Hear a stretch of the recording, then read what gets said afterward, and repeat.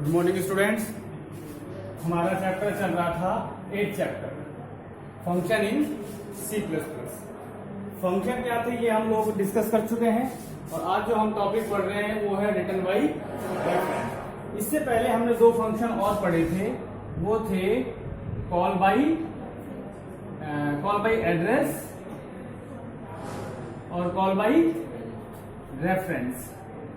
ये दो टॉपिक हम पढ़ चुके थे। कॉल बाय वैल्यू में हम जब call by address call by value, पहला था कॉल बाय वैल्यू और दूसरा था कॉल बाय रेफरेंस, या आप इसको कह सकते हैं एड्रेस। तो कॉल बाय रेफरेंस और कॉल बाय एड्रेस एक ही चीज है। तो कॉल बाय वैल्यू में जब हम फंक्शन को आर्ग्यूमेंट पास करते थे, कॉल बाय वैल्यू में क्या होता है, हम फंक्शन को आर्ग्यूमेंट पास करते हैं और जब आर्गुमेंट पास करते हैं तो इसकी जो फॉर्मल पैरामीटर्स जो हैं, फॉर्मल पैरामीटर्स अगर हम चेंज करते हैं तो एक्चुअल पैरामीटर्स चेंज नहीं होते हैं। किसमें? कॉल बाय वैल्यू में। अब हम बात कर रहे हैं call by reference. Call by reference में हम यहाँ आर्ग्यूमेंट के रूप में वैल्यू पास नहीं करते हैं। क्या पास करते हैं? उन वेरिएबल्स के एड्रेस को पास किया जाता है। और जब हम कॉल बाय रेफरेंस में उसके एड्रेस पास करते हैं तो जो हमारे फॉर्मल पैरामीटर्स होते हैं, अगर उनमें हम चेंजेस करते हैं तो हमारे एक्चुअल पैरामीटर्स जो है वो चेंज हो जाते हैं। तो ये थी कॉलिंग। ये क्या थी? कॉलिंग। अब हम यहाँ बात कॉलिंग की नहीं कर रहे हैं। अब हमारा जो नेक्स्ट टॉपिक है वो है रिटर्न बाय रेफरेंस। तो अब तक आप लोगों ने देखा है कि जब हम रिटर्न करते हैं कुछ भी, एक तो हमारा फंक्शन जब कॉल होगा तो फंक्शन रिटर्न तो होगा ही होगा, ये तो फैक्ट है। लेकिन अगर हम वो रिटर्न कीवर्ड यूज में ले रहे हैं तो फिर वहां से वैल्यू को भी रिटर्न किया जाता है। क्या किया जाता है? वैल्यू को भी रिटर्न किया जाता है। जैसे आप यहां देख रहे हो रिटर्न 0, तो रिटर्न आपने यहाँ कीवर्ड होता है जो क्या करता है, वैल्यू को रिटर्न करके जाता है। रिटर्न करता है किसको? फंक्शन को। अब यहां पर जैसे कि हमने पढ़ा था कॉल बाय वैल्यू और कॉल बाय रेफरेंस, कॉलिंग दो तरीके से हो रही है, वैल्यू को पास करके और रेफरेंस को पास करके। वैसे ही अब तक जो रेफरेंस रिटर्न होती थी वैल्यू, वो अब तक सिर्फ वैल्यू रिटर्न हो रही थी। अब तक सिर्फ क्या हो रही थी? वैल्यू रिटर्न हो रही थी। अब हम यहाँ वैल्यू के साथ साथ किसको रिटर्न कर रहे हैं? फंक्शन। तो जब फंक्शन की कॉलिंग होगी, जब फंक्शन की कॉलिंग होगी तो कॉलिंग जब फंक्शन की होगी तो वो वैल्यू रिटर्न नहीं करेगा। क्या रिटर्न करेगा? रेफरेंस रिटर्न करेगा। तो डेफिनेशन हो गई, एक ऐसा फंक्शन जो रेफरेंस रिटर्न करता हो, एक ऐसा फंक्शन जो रेफरेंस रिटर्न करता हो, क्या कहलाता है? Return by reference. A function can also written reference, मतलब एक फंक्शन रेफरेंस भी रिटर्न कर सकता है। कैसे करता है इसे हम एग्जांपल से देखते हैं। सिंपल चीज है, नाम से ही पता लगा है रिटर्न बाय रेफरेंस। एक ऐसा फंक्शन जो क्या रिटर्न करे? रेफरेंस रिटर्न करे। इसको? फंक्शन को। तो वो फंक्शन कैसा कहलाएगा? रिटर्न बाय रेफरेंस कहलाता है। अब यहां पर इस रिटर्न बाय रेफरेंस को हम एक एग्जांपल से समझने की कोशिश करते हैं। जैसे हमने लिखा है इंक्लूड iostream.h, ये हमारी हेडर फाइल हो गई।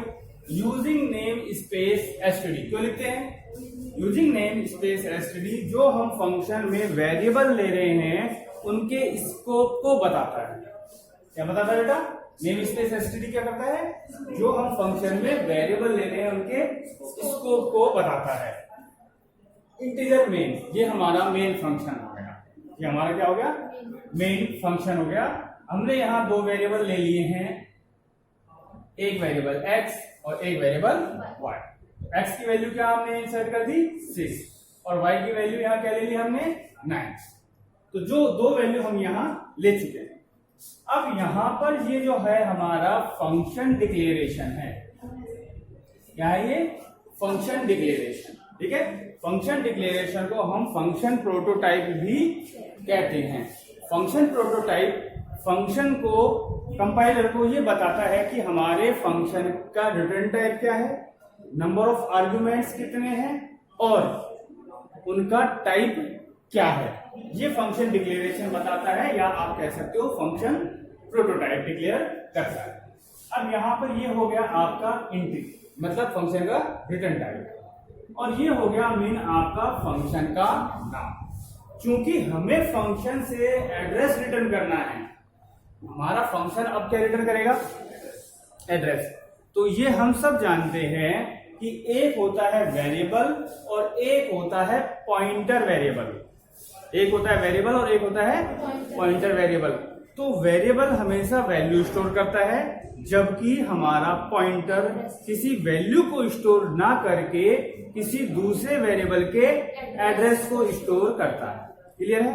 अब जब हम कॉल बाय वैल्यू की बात कर रहे थे, या कह सकते हो आप, जब आपकी वैल्यू रिटर्न होती है तो वैल्यू रिटर्न होकर किसको मिलती है, फंक्शन को। जब हमारा फंक्शन वैल्यू रिटर्न करेगा तो वैल्यू किसको देगा, फंक्शन को देगा। तो जो वैल्यू आ रही है रिटर्न होकर, तो सिंपल फंक्शन उसको स्टोर कर सकता है। लेकिन अब यहां पर वैल्यू रिटर्न नहीं हो रही है, यहां रिटर्न क्या हो रहा है, यहां रेफरेंस रिटर्न होगा। तो जो हमारा फंक्शन है वो ऐसा होना चाहिए जो उस एड्रेस को स्टोर कर ले। हमारा फंक्शन अब कैसा होना चाहिए, जो एड्रेस स्टोर कर ले। तो इसीलिए हमने यहां पर क्या लगा दिया, एम्परसेंड। फंक्शन के नाम से पहले क्या लगाया।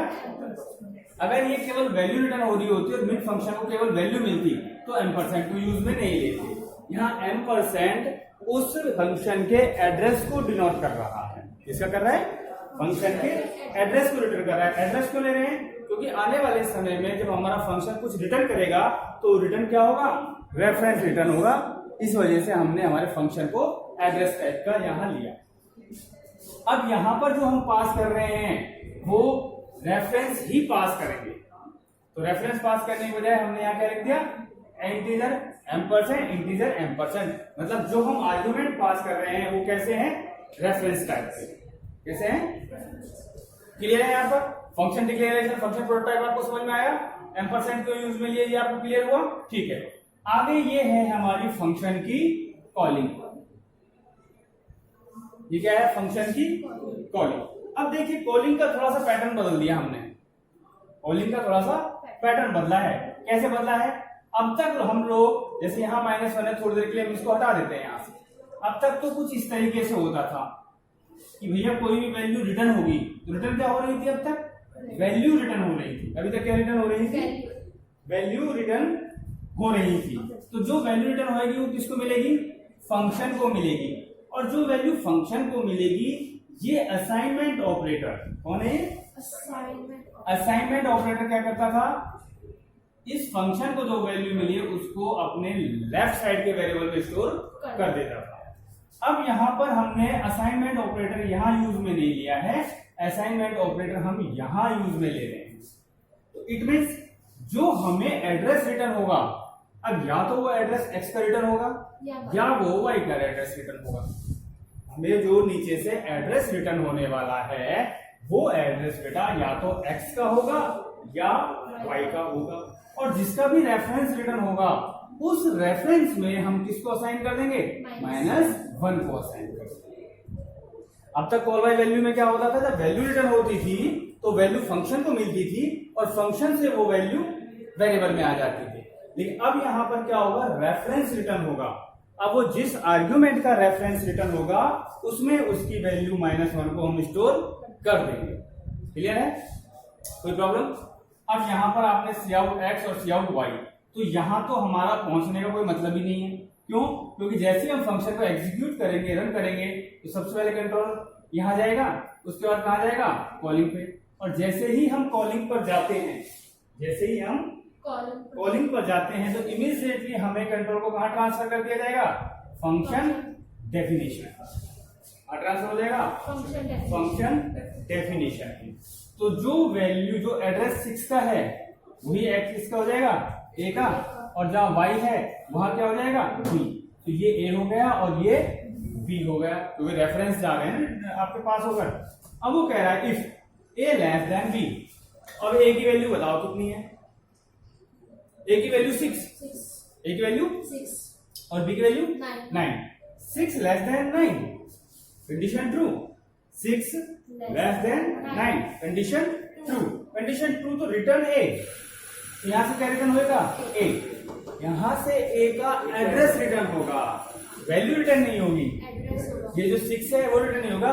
सपोज करो ये 402 है और ये 404 है, तो हमें यहां से रिटर्न क्या होगा, ए 402।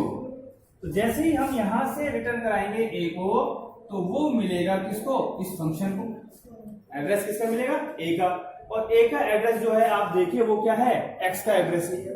तो इसका मतलब हमारे यहाँ पर रिटर्न क्या हुआ, एक्स का एड्रेस रिटर्न हुआ। रिटर्न क्या हुआ, एक्स का एड्रेस रिटर्न हुआ। तो उस एक्स में क्या स्टोर हो जाएगा, -1। तो यहाँ पर जो 6 है उसको वहां से रिमूव किया जाएगा और उसकी जगह -1 को स्टोर कर दिया जाएगा। समझ में आया। तो ये रिटर्न जिसका भी एड्रेस हुआ है उस एड्रेस को यहाँ पर स्टोर कर दिया गया है। अब हम यहाँ सी आउट एक्स को प्रिंट कर रहे हैं, एक्स इजकल टू, तो ये हुआ एक्स इजकल टू मैसेज और यहाँ प्रिंट होगा एक्स। अब एक्स क्या प्रिंट होगा बताइए, एक्स की वैल्यू -1 हो चुकी है, तो एक्स यहाँ क्या प्रिंट हो जाएगा, -1। इसके बाद C out Y, Y is equal to मैसेज हो गया और वाई की वैल्यू क्या हो जाएगी, तो ये आपका हो जाएगा आउटपुट रिटर्न बाई रेफरेंस में। तो जिस भी आर्ग्यूमेंट का एड्रेस रिटर्न हुआ उसमें क्या साइन हो गया, -1 और इस तरह से प्रिंट हो गया। सपोज करो हमारा प्रोग्राम इस तरह से होता, x की वैल्यू 16 होती और y की वैल्यू 9 होती, ठीक है। तो यहां हम x में क्या स्टोर करते, 16 और y में क्या आ जाता, 19। ये हमारे यहाँ पर आर्ग्यूमेंट पास कर देता, कॉलिंग होती, x और y कॉल करके आपको a और b में असाइन करता। a कितना है अब यहाँ पर 16, b कितना है 9, 16 लेस देन 9, कंडीशन फॉल्स। तो कौन एग्जीक्यूट होगा, एल्स वाला पार्ट, कौन एग्जीक्यूट होगा, एल्स वाला पार्ट होगा और यहां से रिटर्न क्या हो जाएगा, b। अब b का एड्रेस 404 और वो किसके पास जाएगा, y के पास। मतलब एड्रेस किसका रिटर्न हुआ हमारे पास, y का, और y में क्या साइन हो जाएगा, -1। तो इसका मतलब यहाँ 9 की जगह क्या आ जाएगा, -1। और अब x तो प्रिंट हो जाएगा 16 और y प्रिंट हो जाएगा -1। इस तरह से हम हमारे रिटर्न बाय रेफरेंस को एक्सप्लेन कर सकते हैं। तो ये आपको समझ में आया या नहीं आया, क्लियर है यहाँ तक। ये था आपका रिटर्न बाय रेफरेंस। अगला टॉपिक हम ले रहे हैं यहाँ पर फंक्शन ओवरलोडिंग। अगला हमारा टॉपिक कौन सा है यहाँ, फंक्शन ओवरलोडिंग। अब देखिए ओवरलोडिंग हम नाम से ही समझ सकते हैं, ओवरलोड होना। क्या, ओवरलोड होना। तो किसी भी वेरिएबल को, किसी भी फंक्शन को अगर हम ओवरलोड कर रहे हैं, ओवरलोड का मतलब है उसको एक काम दिया हुआ है। ओवरलोड का मतलब है किसी को एक टास्क दिया हुआ है और उसी से ही दूसरा टास्क भी करवा लिया जाए और उसी से ही तीसरा टास्क भी करवा लिया जाए, तो वो क्या हो गया, ओवरलोड हो गया। बेचारे की कैपेसिटी एक की थी लेकिन हमने उसको एक के साथ साथ 2 काम करवाए और 2 के साथ साथ हमने उससे 4 काम करवा लिए, तो वो क्या हो गया, ओवरलोड हो गया। लेकिन अब हम यहाँ केवल ओवरलोडिंग की रफली डेफिनेशन समझी हमने, यहाँ फंक्शन ओवरलोड नहीं समझा है हमने। हम अपना अगला टॉपिक क्या ले रहे हैं अब, फंक्शन ओवरलोडिंग। नेक्स्ट टॉपिक हमारा है फंक्शन ओवरलोडिंग। यहां अभी केवल हमने ओवरलोडिंग की रफली डेफिनेशन समझी है, जो जनरल लाइफ में हम लोग इस वर्ड का मतलब समझते हैं ना। ओवरलोड का मतलब ये हुआ ना कि उसको जरूरत से ज्यादा उसको लोड कर देना। तो अब यहां हम बात कर रहे हैं फंक्शन ओवरलोडिंग की। किसकी बात कर रहे हैं, फंक्शन ओवरलोडिंग की। तो सबसे पहले फंक्शन की बात हुई तो फंक्शन ही डिक्लेयर कर लेते हैं। मान के चलते हैं हमारा एक फंक्शन है इंटीजर सम, क्या है, और इंटीजर हम 2 वैल्यू यहाँ पास कर रहे हैं किसी फंक्शन से, ये फंक्शन डिक्लेरेशन हो गया। हम यहाँ सिंपल सा करने की कोशिश कर रहे हैं कि 2 नंबरों को हम सम करने की कोशिश कर रहे हैं। क्या कर रहे हैं हम यहाँ पर, 2 नंबर्स को सम करने की कोशिश कर रहे हैं, लेकिन कैसे कर रहे हैं, ओवरलोडिंग। उस फंक्शन को ओवरलोड करके करेंगे। हम ये काम किससे करेंगे, उस फंक्शन को ओवरलोड करके करेंगे। चलिए एक फंक्शन और डिक्लेयर कर देते हैं, इंटीजर सम, इंटीजर और इंटीजर। अब हमने यहां पर कितने फंक्शन ले लिए, तो लेकिन जो गड़बड़ हो रही है वो ये हो रही है कि सर फंक्शन का दोनों जगह नाम आपने सेम रख दिया। जनरली फंक्शन का नाम सेम नहीं होता है। क्यों नहीं हो सकता सेम? क्योंकि फंक्शन को कॉलिंग उसके नाम से करते हैं। ध्यान रखो, फंक्शन की कॉलिंग फंक्शन के नाम से होती है। अब यहां तो 2 वैल्यू पास कर रहे हो, यहां 3 वैल्यू पास कर रहे हो, और फंक्शन का नाम है दोनों का सम। तो जो फंक्शन डेफिनेशन होगी उनके नाम क्या होंगे? उन दोनों के नाम भी सम होंगे। तो फंक्शन कॉलिंग जो होंगी वो भी सम के नाम से होगी। तो कंफ्यूजन ये होगा कि वो 3 आर्ग्यूमेंट वाला फंक्शन कॉल होगा या 2 आर्ग्यूमेंट वाला फंक्शन कॉल होगा। समझ में आ रही है? बात नहीं आ रही है? भाई सपोज करो भरत 2 है क्लास में। भरत कितने क्लास में? 2। अब मैं कहता हूं भरत आप नीचे जाकर रजिस्टर लेके आइए। अब प्रॉब्लम क्या है कि सर भरत 2 है, जाए तो जाए कौन? तो आई ना, कंफ्यूजन हुआ ना। तो कुछ ऐसा हो हमारे पास जिससे कि कंफ्यूजन ना हो। सपोज करो एक भरत शर्मा है, एक भरत लालवानी है। अब हम उनके सरनेम से उनको अलग अलग पहचान सकते हैं। सेम नाम से कंफ्यूजन होता है क्योंकि आपने ये देखा है कंप्यूटर में सेम नाम से कोई भी फाइल सेव भी नहीं होती है। एक ही फाइल या 2 फाइलें सेम नाम से हो जाएगी? क्यों नहीं होगी? क्योंकि जब ओपन करेंगे तो प्रॉब्लम आएगी ना। कंप्यूटर को खुद को कंफ्यूजन हो जाएगा कि ये वाली ओपन करनी है, ये वाली। तो इसीलिए सारी फाइल के नाम यूनिक ही होते हैं।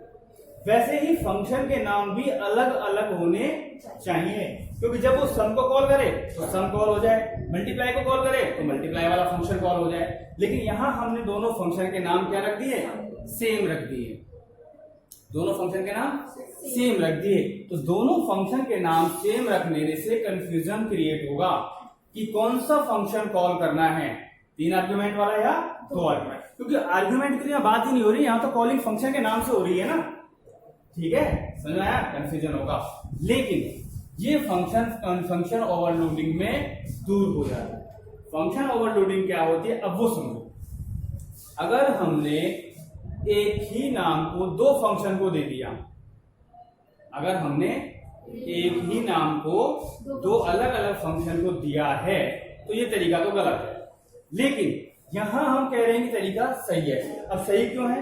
देखो, जैसा भी मैंने बताया ना, एक ही 2 बच्चों के नाम भरत होंगे तो कंफ्यूजन हो जाएगा, लेकिन दोनों बच्चों के नाम सरनेम अलग होंगे तो कंफ्यूजन नहीं होगा। तो वही चीज यहां पर है। अगर हम एक ही नाम 2 फंक्शन को दे दें लेकिन उनके आर्ग्यूमेंट अलग अलग हों तो वो फंक्शन ओवरलोडिंग कहलाता है। आई बात समझ में? अगर हमारे 2 फंक्शन का नाम सेम है लेकिन उनके आर्ग्यूमेंट अलग अलग हैं तो फिर कंफ्यूजन नहीं होगा, और इसे ही हम फंक्शन ओवरलोडिंग कहते हैं। If the function has same name but argument list is different, समझ में आया? If the function has same name but argument list is different and if it is doing different task then it is called function overloading। मतलब if the function has same नाम, अगर function का क्या है नाम सेम है but argument list is different, और argument list क्या हो डिफरेंट है और वो अलग अलग टास्क कर रहे हैं तो उसे हम क्या कह देते हैं? Function overloading. तो देखिए ये भी अलग टास्क कर रहा है, ये भी अलग टास्क कर रहा है। ये अलग टास्क कैसे है? ये केवल 2 नंबरों को सम कर रहा है, ये क्या कर रहा है? 3 नंबरों को सम कर रहा है। तो इन दोनों की कॉलिंग भी क्या होगी? अलग अलग होगी। तो कॉलिंग कैसे होगी? सम ए कॉमा बी, सम एक्स वाई। तो अब ये जब हम इसको कॉल करेंगे तो हमारी 2 डेफिनेशन होगी। तो ये किस डेफिनेशन के पास जाएगा? जो 2 आर्ग्यूमेंट ले रहा। और जब इसको कॉल करेंगे तो ये कहां जाएगा? जहां 3 आर्ग्यूमेंट्स को होल्ड किया जा रहा है। तो समझ में आया या नहीं आया? ये था फंक्शन ओवरलोडिंग। क्या होती है फंक्शन ओवरलोडिंग? जब फंक्शन का नाम सेम हो लेकिन आर्ग्यूमेंट अलग अलग हो, आर्ग्यूमेंट लिस्ट अलग अलग हो और उनके काम भी अलग अलग हो, तो उसे हम क्या कहते हैं? Function overloading. Thank you.